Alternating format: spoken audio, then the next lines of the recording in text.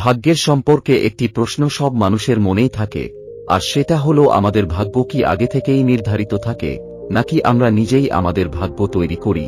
যদিও দার্শনিক এবং ধর্মীয় দৃষ্টিকোণ থেকে এর উত্তর আলাদা আলাদা হতে পারে, কিন্তু এটা হলো আমাদের জীবনের খুবই গুরুত্বপূর্ণ একটি প্রশ্ন, যে প্রশ্নের উত্তরটা প্রতিটা মানুষই জানতে চায়।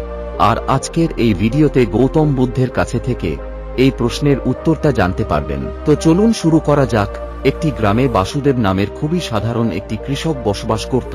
বাসুদেব খুবই পরিশ্রমী এবং সৎ একটি মানুষ ছিল, কিন্তু বাসুদেবের জীবনে অনেক কষ্ট ছিল, কারণ তার জীবনে সমস্যার কোনো অভাব ছিল না। কখনো তার ফসল নষ্ট হয়ে যেত, আবার কখনো তার পরিবারে কেউ না কেউ অসুস্থ হয়ে পড়ত, আর বাসুদেবের কাছে কৃষি কাজ করা ছাড়া অন্য কোনো উপায় ছিল না। আর কৃষি কাজ থেকে বাসুদেব ঠিকঠাক রোজগার করতে পারত না। প্রতিদিন সকালে উঠে বাসুদেব কৃষি কাজের জন্য বেরিয়ে পড়ত। সে কঠোর পরিশ্রম করত, কিন্তু সে কোনোভাবেই তার পরিশ্রমের মতো ফল অর্জন করতে পারেনি। আর এটা দেখে গ্রামের মানুষ সবসময় বাসুদেবকে বলতো, এই সব কিছু তোমার ভাগ্যের কারণেই হয়েছে, তোমার ভাগ্যে এটাই লেখা আছে, আর কেউ তোমার এই ভাগ্যকে পরিবর্তন করতে পারবে না। বারবার এই একই কথা শুনে বাসুদেব নিরাশ হয়ে যায়। বাসুদেব সবসময় এটাই চিন্তা করত, সত্যি কি আমার ভাগ্য আগে থেকেই নির্ধারিত হয়ে আছে?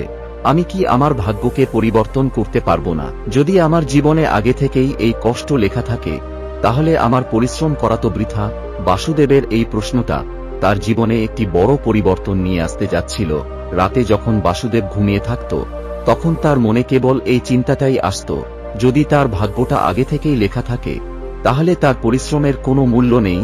তার মনে হতো নিশ্চয়ই সে কোনো একটি অদৃশ্য শক্তির নিয়ন্ত্রণে আছে। বাসুদেব তার জীবনের দুঃখ নিয়ে অনেক চিন্তাতে ছিল, আর তার এই জীবন পরিবর্তন করার কোনো উপায় সে দেখতে পাচ্ছিল না। আর কিছুদিন পরে বাসুদেব জানতে পারে একমাত্র গৌতম বুদ্ধই আছেন, যিনি এই প্রশ্নের উত্তর তাকে দিতে পারবেন। কারণ গ্রামের একটি বুজুর্গ মানুষ তাকে বলে, গৌতম বুদ্ধ পাশেই একটি জঙ্গলে বর্তমানে আছেন, আর উনি প্রতিটা মানুষের কঠিন প্রশ্নের উত্তর দিতে পারেন। তাই তুমিও একবার গৌতম বুদ্ধের কাছে গিয়ে তোমার এই প্রশ্নের কথা জিজ্ঞেস করতে পারো। এরপরে বাসুদেব তার স্ত্রীকে বলে, আমি গৌতম বুদ্ধের কাছে যেতে চাই। আমি এটা জানতে চাই, আমার ভাগ্য কি আগে থেকেই নির্ধারিত, নাকি আমি আমার ভাগ্যকে পরিবর্তন করতে পারবো?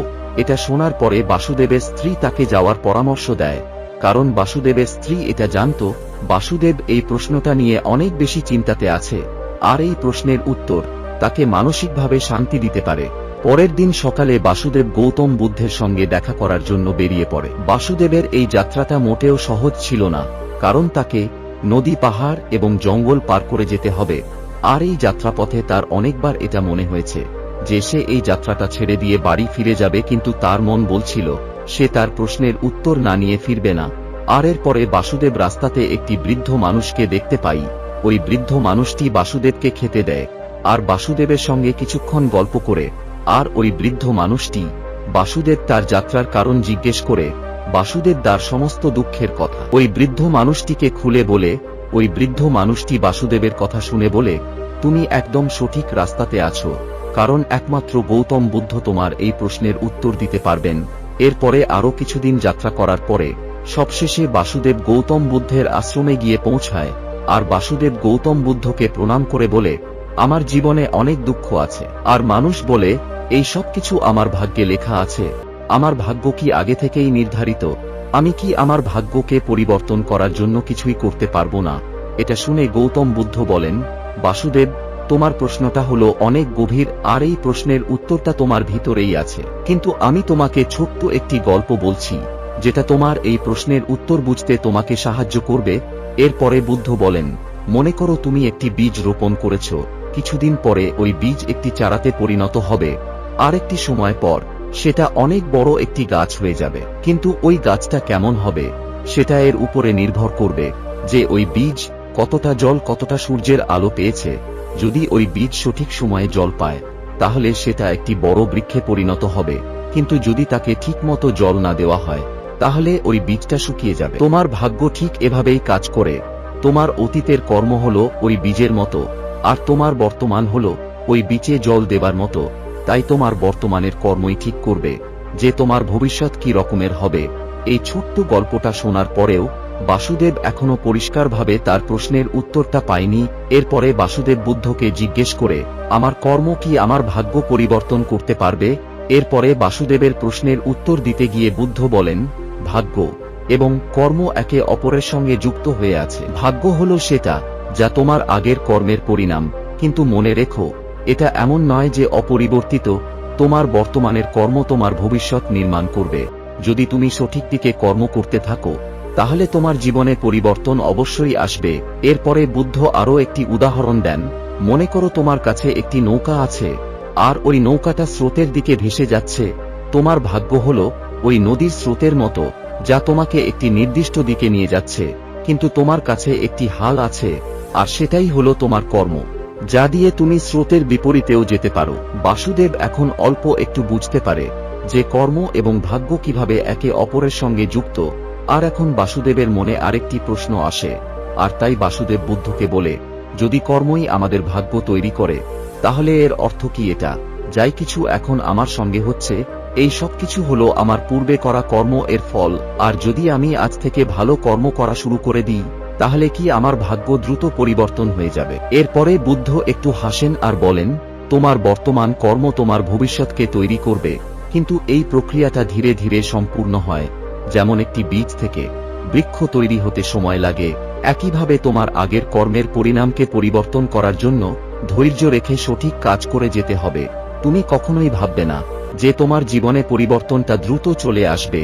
সঠিক কর্ম করার কারণে জীবন অবশ্যই পরিবর্তন হবে, পাবে, কিন্তু তার পরিণামটা ধীরে ধীরে দেখতে পাওয়া যাবে। আর এখন বাসুদেবের মনে আরও একটি প্রশ্ন ছিল যে অতীতের কর্মকে কি সম্পূর্ণরূপে পরিবর্তন করা সম্ভব? এরপরে বাসুদেব বুদ্ধকে বলে, যদি আমার আগের কর্ম আমার বর্তমান দুঃখের কারণ হয়, তাহলে আমি কি সেটা সম্পূর্ণরূপে পরিবর্তন করতে পারবো, নাকি আমাকে কেবল আমার বর্তমান এবং ভবিষ্যতের উপরেই মনোযোগ দিতে হবে? এরপরে বুদ্ধ বলেন, অতীতকে পরিবর্তন করা সম্ভব নয়, যা হয়ে গেছে সেটা হয়ে গেছে। কিন্তু অতীতকে স্বীকার করে নিয়ে তুমি বর্তমানকে সুন্দর তৈরি করতে পারবে। তোমার বর্তমান কর্মগুলোই তোমার ভবিষ্যৎ নির্ধারণ করবে। যদি তুমি তোমার অতীতকে ছেড়ে দিয়ে কেবল বর্তমানের উপরে মনোযোগ দাও, তাহলে তোমার জীবন ধীরে ধীরে পরিবর্তন হওয়া শুরু হয়ে যাবে। বুদ্ধের কথা শুনে বাসুদেবের মনে একটি নতুন আশা জেগে ওঠে। বাসুদেব বুঝতে পারে যে ভাগ্য এমন কোনো জিনিস নয় যা চিরস্থায়ী, যেটাকে পরিবর্তন করা সম্ভব নয়, বরং ভাগ্য হলো কেবলমাত্র কর্মের পরিণাম। তাই যদি সে তার কর্মের মধ্যে পরিবর্তন নিয়ে আসে, তাহলে তার জীবনেও পরিবর্তন চলে আসবে। এখন বাসুদেব বুঝতে পেরেছে তার অতীতের কর্মগুলোকে স্বীকার করতে হবে আর নিজের বর্তমানের উপরে মনোযোগ দিতে হবে। এরপরে বাসুদেব বুদ্ধকে বলে, আমি এখন বুঝতে পেরেছি যে আমার ভাগ্যটা আমার হাতেই আছে। আমি আমার কর্মকে পরিবর্তন করে আমি আমার জীবনকে পরিবর্তন করতে পারবো। এরপরে বুদ্ধ বাসুদেবকে আশীর্বাদ দেয় আর বলে, সঠিক রাস্তায় চলতে গিয়ে কখনোই নিরাশ হওয়া উচিত নয়। জীবনেই কিছু হয়, সেই সব কিছু আমাদের কর্মের পরিণাম। যদি আমরা সঠিক দিকে কর্ম করতে থাকি, তাহলে আমাদের ভবিষ্যৎ অবশ্যই পরিবর্তন হবে। এরপরে বাসুদেব বুদ্ধের কাছে বিদায় নিয়ে নিজের গ্রামে ফিরে আসে। এখন তার মনের মধ্যে একটি আলাদা এনার্জি ছিল। তার এই বিশ্বাসটা তৈরি হয়ে গেছিল যে তার জীবনে যে কষ্ট আছে, সেই সমস্ত কষ্টগুলো তার অতীতের কর্মের ফল, কিন্তু এখন সে তার বর্তমান কর্ম দিয়ে তার ভবিষ্যৎ পরিবর্তন করতে পারবে। গ্রামে ফিরে এসে বাসুদেব তার জীবনে পরিবর্তন শুরু করে, আর সে তার কৃষি কাজে আরো বেশি পরিশ্রম করা শুরু করে, আর নিজের ব্যবহারের মধ্যে ধৈর্য নিয়ে আসে। আর ধীরে ধীরে বাসুদেবের জীবনে পরিবর্তন আসতে শুরু করে। এখন বাসুদেবের জমির ফসল অনেক ভালো হতে শুরু করে। এখন বাসুদেবের পরিবারে সবাই সুস্থ এবং খুশি জীবন কাটাতে থাকে। আর বাসুদেবের আর্থিক অবস্থাও পরিবর্তন হয়ে যায়। আর বাসুদেবের পরিশ্রম এবং সঠিক কর্মের কারণে খুব দ্রুত বাসুদেব গ্রামের সবথেকে ধনী মানুষ হয়ে যায়। এরপরে বাসুদেব পুনরায় একদিন বুদ্ধের কাছে যায় আর বুদ্ধকে ধন্যবাদ দিয়ে বলে, আপনি আমাকে শিখিয়েছেন যে ভাগ্য এবং কর্ম একে অপরের সঙ্গে যুক্ত। আপনি আমাকে দেখিয়েছেন যদি আমরা সঠিক দিকে কাজ করি, তাহলে আমাদের ভবিষ্যৎ পরিবর্তন হতে পারে। আমি এখন বুঝতে পেরেছি যে ভাগ্য কোনো চিরস্থায়ী জিনিস নয়, তাই আমাদের কেবল আমাদের কর্মের উপরেই মনোযোগ দিতে হবে। এরপরে বুদ্ধ হেসে উত্তর দেন, বাসুদেব, তুমি এখন এটা বুঝতে পেরেছ যে আমাদের জীবনে সবকিছু আমাদের কর্মের উপর নির্ভর করে।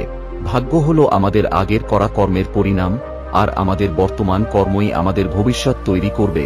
তাই জীবনে কখনো নিরাশ হবে না, কারণ তোমার কর্মই হলো তোমার সবথেকে বড় সঙ্গী। এখন বাসুদেব সম্পূর্ণরূপে আত্মনির্ভর এবং আত্মবিশ্বাসী হয়ে গেছে।